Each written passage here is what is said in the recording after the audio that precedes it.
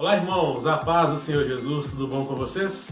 Hoje eu quero estudar com vocês sobre duas igrejas, Esmirna e Filadélfia. O que essas duas igrejas têm em comum e qual que é a mensagem que Deus vai trazer para nós através dessas duas igrejas. Então, se você já gostou, já deixa aí embaixo seu like, se inscreva no canal e vamos lá estudar.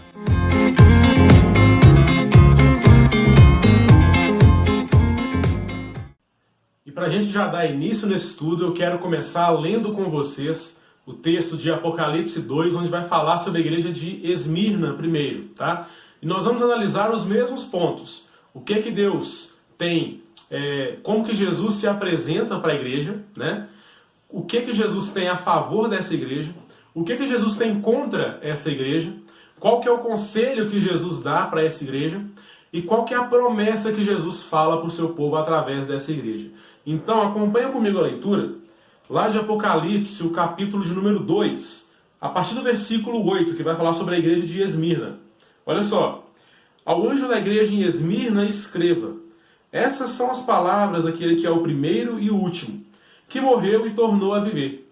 Conheço as suas aflições e a sua pobreza, mas você é rico. Conheço a blasfêmia dos que se dizem judeus, mas não são, sendo antes sinagoga de Satanás. Não tenha medo do que você está prestes a sofrer. O diabo lançará alguns de vocês na prisão para prová-los, e vocês sofrerão perseguição durante 10 dias. Seja fiel até a morte, e eu lhe darei a coroa da vida. Aquele que tem ouvidos ouça o que o Espírito diz às igrejas. O vencedor de modo algum sofrerá a segunda morte. Então, por esses pontos, eu quero começar a analisar com vocês um quadro que eu montei aqui atrás sobre essas duas igrejas e comparando as duas igrejas. A começar pela igreja em Esmirna. Como é que Jesus se apresenta, né, para essa igreja? Olha só, ele se apresenta como aquele que morreu e tornou a viver. Mas o que isso traz de interessante para nós? Nós vamos ver lá no final da carta, né, a essa igreja, que por esse modo como Jesus se apresenta, ele vai trazer uma promessa incrível para essa igreja. Mas olha só que interessante, o que Jesus falou um pouquinho antes para o apóstolo João, como Jesus se apresentou para João. Lá em Apocalipse 1,18 vai falar, estive morto, mas agora eu vivo para todo o sempre, e tenho as chaves da morte e do Hades. Então, para o apóstolo João, Jesus se apresentou como aquele que esteve morto, mas agora está vivo para todo sempre. E ele começa a carta à igreja de Esmirna dizendo, eu sou aquele que morreu e tornou a viver. Só para dar um pequeno spoiler, isso aqui já vai trazer para a igreja uma mensagem de esperança. Uma mensagem de que a fé que nós temos não é em um Deus morto, mas é em um Deus que está vivo e vive por toda a eternidade. É um Deus que veio, morreu pelo seu povo, ressuscitou pelo seu povo e vive hoje por toda a eternidade. Tá? Então, a maneira como Jesus se apresenta, aquele que morreu e tornou a viver. Segura essa ponta aqui um pouquinho. O que Jesus vai falar com relação, o que ele tem a favor, né, dessa igreja? Olha só, lá em Apocalipse 2,9. Conheço as suas aflições e a sua pobreza, mas você é rico. A palavra no grego, quando Jesus fala que conhece a sua pobreza, ela quer dizer literalmente pobreza material, tá? Então eles eram pessoas que não tinham muitos bens materiais, eles eram pobres, mas Jesus os chama de ricos. Ora, como que uma pessoa pode ser ao mesmo tempo pobre, miserável, né, sem bens materiais nenhum, e ao mesmo tempo rico? Eu separei alguns textos que eu quero ler com vocês. O primeiro deles está aqui, ó, 2 Coríntios, o capítulo de número 6, o versículo de número 10. Olha só. Nós vamos descobrir que riqueza é essa que Jesus fala que essa igreja tem, apesar dela ser uma igreja materialmente pobre. Tá? 2 Coríntios 6, verso 10. Às vezes ficamos tristes, outras vezes ficamos alegres. Parecemos pobres, mas enriquecemos muitas pessoas. Parece que não temos nada, mas na verdade possuímos tudo. Olha, como é que uma pessoa pode ser pobre, ela pode não ter bens nenhum e ao mesmo tempo enriquecer muitas pessoas?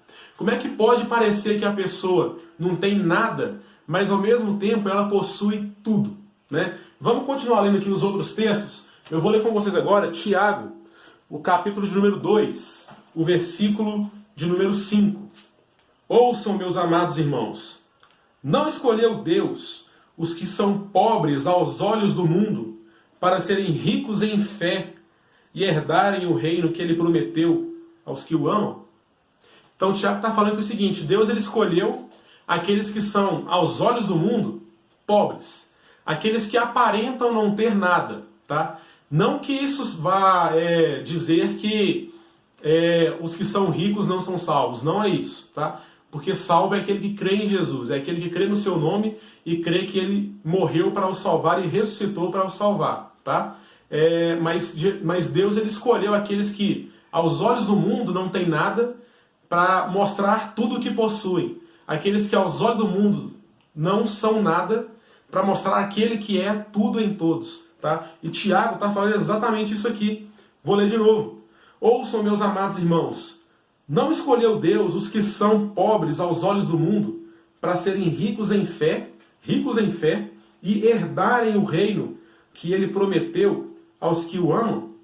Então aqueles que são pobres aos olhos do mundo, eles são os mais ricos do mundo por possuírem, por serem herdeiros do reino de Deus. E é nesse ponto que Jesus vai falar: olha, eu conheço a sua pobreza, mas você é rico.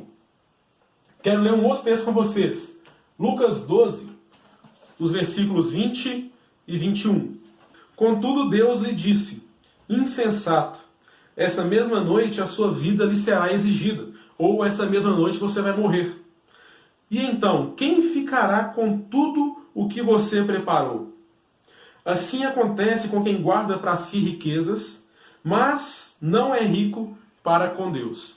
Então, antes do que eu já falei anteriormente, não quer dizer que pessoas que são ricas, que têm dinheiro, não são salvas. Mas serão salvas aquelas que são ricas no reino de Deus, aquelas que se fazem pobres aos olhos do mundo, aquelas que foram salvas pelo Senhor e se tornaram herdeiras do seu reino, porque essas sim são as pessoas mais ricas desse mundo. Tá? E eu quero ler com vocês outro texto, lá de 2 Coríntios, o capítulo 8, o versículo de número 9. 2 Coríntios, o capítulo 8, o versículo 9.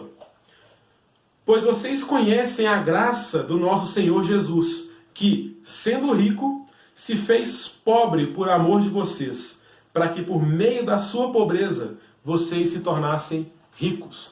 Então, quando Jesus vira para a igreja de Esmirna e fala: olha, eu conheço a sua pobreza, mas vocês são ricos, ele quer dizer exatamente o seguinte: que eles mantêm a sua fé em Jesus. E por manterem essa fé em Jesus, eles se tornaram as pessoas mais ricas, porque possuem o reino de Deus. Ora, o apóstolo Paulo, ao escrever essa carta de Coríntios, a segunda carta de Coríntios, no capítulo 8, versículo 9, que a gente acabou... É 9 mesmo? É 9. No versículo 9, que a gente acabou de ler, ele vai falar: olha, Jesus, ele era rico e se tornou pobre, para que, por meio da sua pobreza, muitos se tornassem ricos. Mas aí você pergunta: Jesus era rico? Como assim Jesus era rico? Ele já não nasceu numa manjedoura? Então ele já não era pobre desde a infância, desde bebê? Sim, mas ele era rico porque antes de vir a esse mundo, ele estava junto com Deus e ele era Deus. O apóstolo João vai falar isso no seu evangelho. Se você for ler o evangelho de João, lá no capítulo 1, ele vai falar... Deixa eu até ler aqui para não correr o risco de eu falar palavras minhas, né? Mas eu quero ler exatamente o que está na palavra de Deus. João, Evangelho de João, capítulo 1, a partir do versículo 1. No princípio era aquele que é a palavra. Ele estava com Deus e era Deus. Ele estava com Deus no princípio.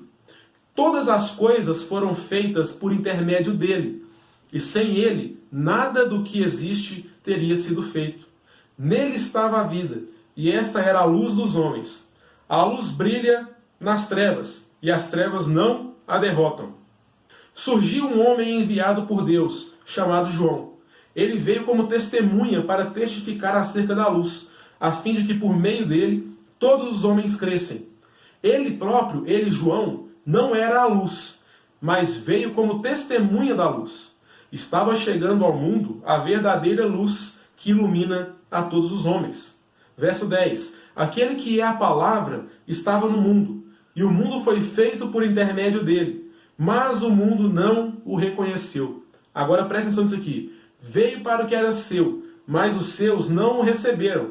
Contudo, aos que o receberam, aos que creram em seu nome, deu-lhes o direito de se tornarem filhos de Deus, os quais não nasceram por descendência natural, nem pela vontade da carne, nem pela vontade de algum homem, mas nasceram de Deus. Verso 14. Aquele que é a palavra, ou seja, Jesus, aquele que estava com Deus no princípio, aquele que era Deus no princípio, se tornou carne e viveu entre nós. Vimos a sua glória, glória como do unigênito vindo do Pai, cheio de graça e verdade. Até aqui somente. Porque senão, se eu for continuar lendo aqui, o evangelista João, ele vai descrever Jesus aqui de uma maneira maravilhosa. Mas depois você lê em casa aí quietinho, você vai descobrir aqui a maravilhosa graça de Deus. Porque ele era Deus no princípio. Ele sempre foi Deus durante toda a eternidade.